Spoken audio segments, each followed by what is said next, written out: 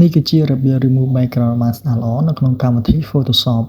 អញ្ចឹងខ្ញុំមានរបៀបមួយស្លឹកដើម្បីធ្វើការបង្ហាញមុនដំបូងអ្នកគ្នាអាចធ្វើការចុចមកខាងលើ menu bar យកពាក្យ select យកពាក្យ subject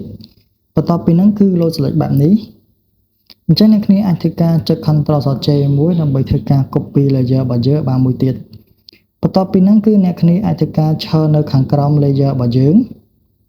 ហើយអ្នកគ្នាអាចធ្វើការចុចកន្លែង no more ដូរពាក្យថា multiply អញ្ចឹងគឺទទួលបាននៅរូបភាពបែបនេះអញ្ចឹងថងកន្លែងស្មៅអ្នកគ្នាអាចធ្វើការសេរីទៅលើ opacity វាថែមតិចទៀតមកអញ្ចឹងគឺឲ្យរៀងស្អាតបន្តិចដើម្បីឲ្យរូបភាពរបស់យើងមើលទៅវាលេចធ្លោជាងមុនអូខេគឺខ្ញុំយកប៉ុណ្ណឹងអញ្ចឹងវីដេអូរបស់ខ្ញុំគឺមានត្រឹមប៉ុណ្ណឹងហើយបើសិនជាអ្នកគ្នាចង់ធ្វើការសិក្សាទៅលើជំនាញ graphic design អ្នកគ្នាអាចធ្វើការសិក្សានៅសាលា SC Academy បានស្មារតីតំណែងគឺខ្ញុំធ្វើការដាក់ជូននៅក្នុងវីដេអូ